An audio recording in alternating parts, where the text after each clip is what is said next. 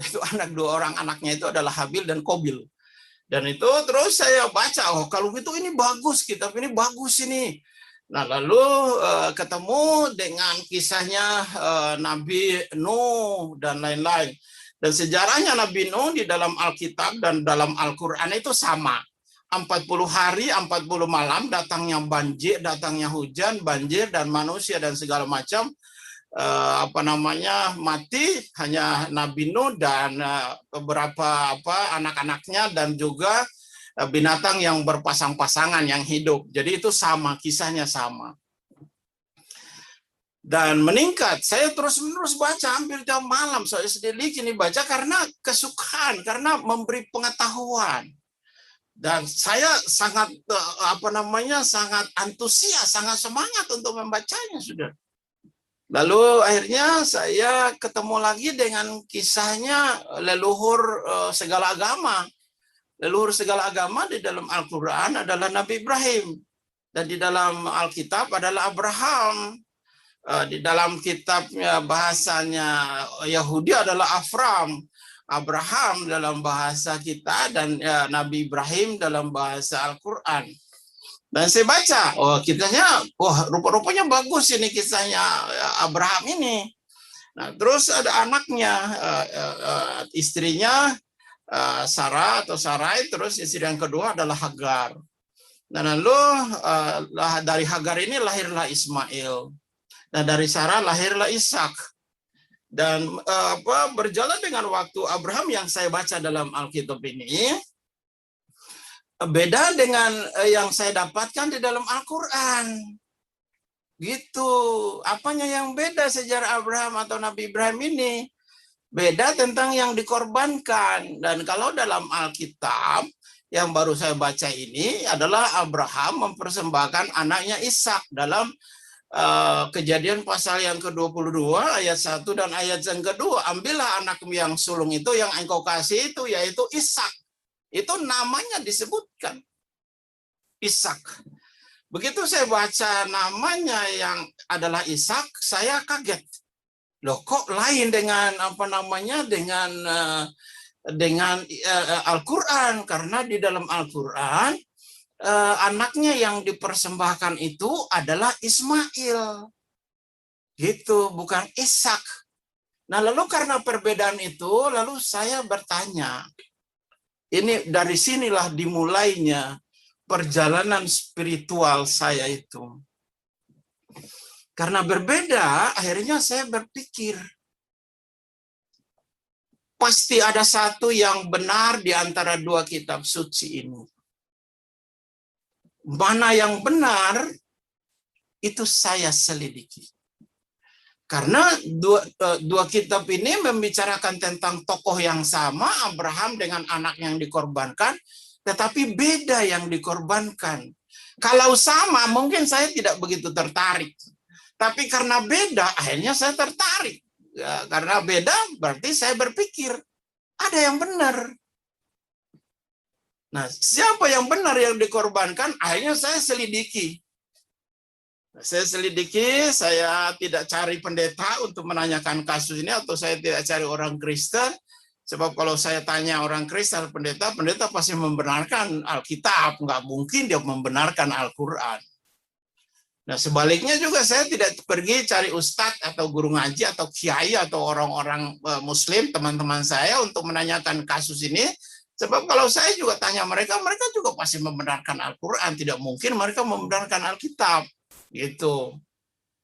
Nah, di dalam pandangan saya, dan pemahaman saya, bahwa pada waktu itu Allah Subhanahu wa taala, atau dalam bahasa Indonesia Tuhan semesta alam, dalam bahasa Ibrani Elohim, itu dia memberi kita akal budi, memberi manusia ini ciptaannya yang serupa segambar dengan dia itu akal budi untuk berpikir dan hati untuk menimbang, gitu.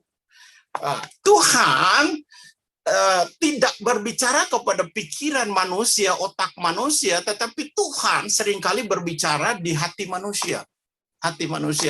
Dan di dalam bahasa kalimat Arab itu adalah kolbu. tempat Tuhan berbicara kepada manusia. Nah, di dalam Alkitab itu adalah Tuhan, saya baca bahwa Tuhan tidak melihat rupa, Tuhan tidak melihat wajah, Tuhan tidak melihat jabatan, Tuhan tidak melihat harta. Tapi yang Tuhan lihat adalah hati, itu kolbu dalam bahasa Arab, bukan liver, itu berbeda, saudara. Dan lalu dalam pandangan saya bahwa Allah Subhanahu wa taala, bahwa Tuhan semesta alam itu pasti memberi kita akal budi untuk berpikir dan hati untuk menimbang. Akhirnya saya selidiki, nggak cari orang lain, nggak tanya siapapun, nggak tanya apapun, semua. Saya akhirnya ya sudah berlanjut. Saya lihat lagi, meningkat kepada kasus-kasus nabi-nabi yang lain gitu, saudara.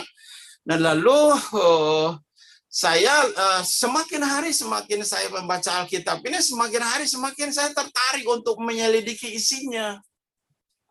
Nah, lalu saya lihat lagi kisahnya Nabi Yakub, ya, baca lagi kisahnya Nabi Yusuf, dan terus meningkat kepada kisahnya Nabi Musa yang diberikan 2 lobah itu. Dan kisahnya Nabi Musa ini sama juga dengan kisahnya di dalam Al-Quran, kisahnya sama, lalu disebutkan secara rinci di dalam surah 2 Al-Baqarah. Al-Baqarah itu adalah sapi betina, itu sejarah perjalanannya bangsa Israel yang dipimpin oleh Nabi Musa dari Mesir menuju ke tanah perjanjian itu.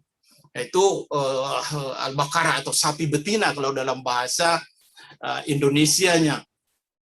Nah, terus saya selidiki, saya masih penasaran dengan kasus yang yang dipersembahkan oleh Abraham itu.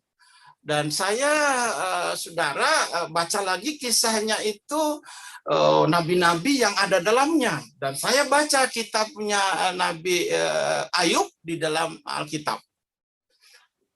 Nah, Nabi Ayub di dalam Alkitab membuat saya lagi sedikit bertanya-tanya tentang kisahnya. Kenapa? Karena dalam Alkitab ini, saudara, Nabi Ayub adalah sejaman atau sebelum adanya Nabi Ibrahim atau Abraham. Nah, sementara di dalam Al-Quran, dalam sejarah Islam, Nabi Ayub ini adalah saudara kembar daripada Nabi Yakub yang bernama Esau. Nah, dalam Al-Quran disebut Nabi Ayub itu adalah anak daripada Ais. Ais itu adalah Esau, saudara kembarnya Yakub gitu. Dan akhirnya karena berbeda lagi kisahnya, karena berbeda kisahnya ini, saya baca berulang-ulang kisahnya Nabi Ayub itu di dalam Alkitab ini. Waduh, itu mungkin berminggu-minggu, berbulan-bulan. Saya baca terus itu kisahnya Nabi Ayub. Kisahnya memang sama, Ayub mengalami sakit dan penyakit yang parah, lalu Tuhan memberi dia mujizat dan kesembuhan, sama dengan Al-Quran, dan juga sejarahnya juga sama dengan Alkitab. Tetapi yang membedakannya adalah di dalam Al-Quran bahwa Nabi Ayub adalah anak daripada Ais atau Esau, saudara kembarnya Yakub. Gitu. Nah, terus saya baca lagi di dalam kitab Mazmur. Masuk kitabnya Daud ini.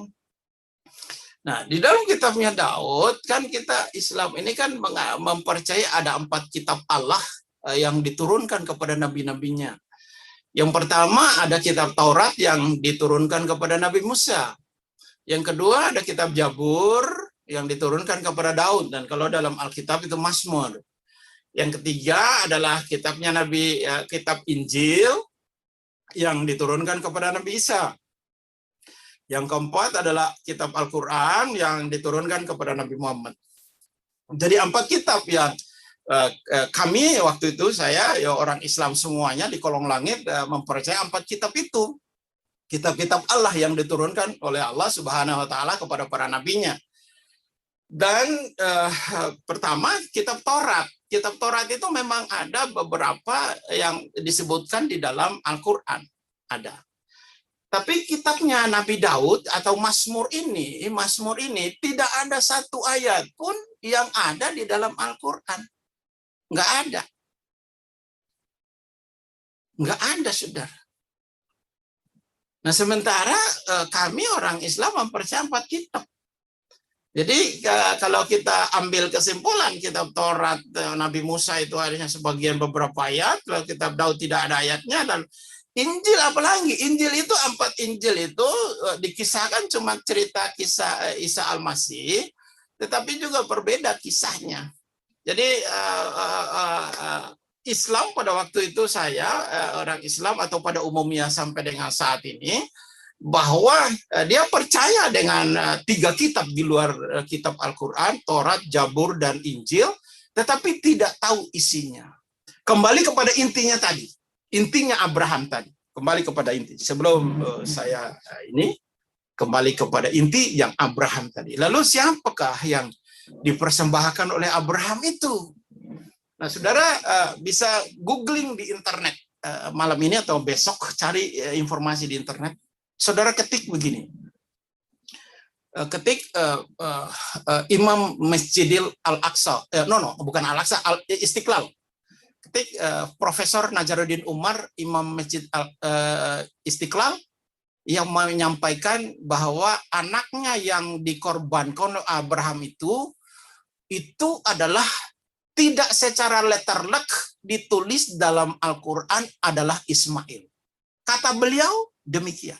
Saudara nanti dicek supaya saya tidak berdusta dan mencemarkan nama beliau, karena beliau bagaimanapun adalah imam besar Masjidil Istiqlal Jakarta. Dan itu beliau bilang bahwa memang tidak ada penjelasan secara terang benderang bahwa Nabi Ibrahim mempersembahkan anaknya Ismail di dalam Al-Quran. Nah, itu yang pertama. Coba saudara cek. Nah, di dalam link itu saudara ketik itu tadi, siapa sebenarnya Abraham mempersembahkan anaknya siapa. Nanti saudara menemukan ada penjelasan yang kedua. Penjelasan yang kedua adalah memang sejak dari Nabi Muhammad ada bersama dengan sahabat-sahabatnya, para sahabat-sahabat Nabi, itu memang sudah ada perselisihan di antara yang dikorbankan oleh Nabi Ibrahim ini. Ada satu kelompok sahabatnya yang mengatakan bahwa yang dipersembahkan oleh, yang dikorbankan oleh Nabi Ibrahim adalah Ismail.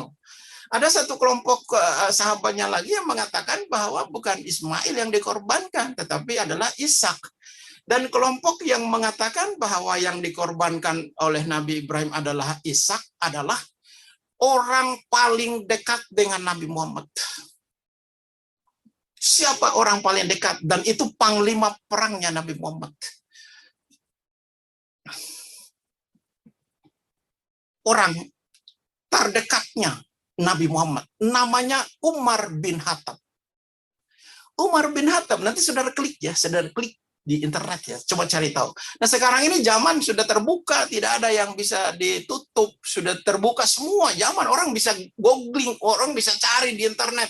Apapun yang saudara cari di internet di dunia sekarang, saudara bisa dapat di Google. Saudara ketik itu. Dan Umar bin Khattab, tangan kanannya orang kepercayaan Nabi Muhammad, bilang bahwa yang dipersembahkan oleh Nabi Ibrahim adalah Ishak dan bukan Ismail. Saya mengambil dari perkataannya Profesor Najaruddin Umar dan juga perkataan daripada tangan kanannya Nabi Muhammad, namanya Umar bin Khattab, dan juga dikuatkan kembali oleh kitab Kejadian pasal yang ke-22 ayat yang pertama, bahwa anaknya yang dipersembahkan itu adalah Ishak. Jadi mengambil dari itu, secara pribadi saya tidak menyinggung agama, saya tidak menyinggung nabi orang, tetapi untuk saya mengambil sebuah kesimpulan dan keputusan bahwa sejarah nabi yang paling sempurna adalah Alkitab. Alkitab. Nggak ada lagi sejarah nabi yang paling sempurna. Saudara mau cari sejarah siapa yang paling sempurna? Di kitab mana? Nggak ada. Di nabi mana? Nggak ada. Di agama mana? Nggak ada kitab yang paling sempurna. Sejarah manusia, sejarah nabi, sejarah alam semesta yang paling sempurna, kecuali Alkitab. Makanya pesan saya, saudara, baca Alkitab itu, renungkan Alkitab itu, pelajari isinya, dan lakukan perintahnya. Salam damai dalam satu Tuhan, karena hanya ada satu Tuhan untuk semua orang. dan sesuai kitab Kisah Para Rasul, Tuhan Yesus adalah Tuhan dari semua orang. Salam. Demikianlah cuplikan video ini. Jika ingin menjadi berkat bagi banyak orang, silahkan subscribe, like, dan komen. Semoga Tuhan Yesus memberkati. Immanuel. Amin.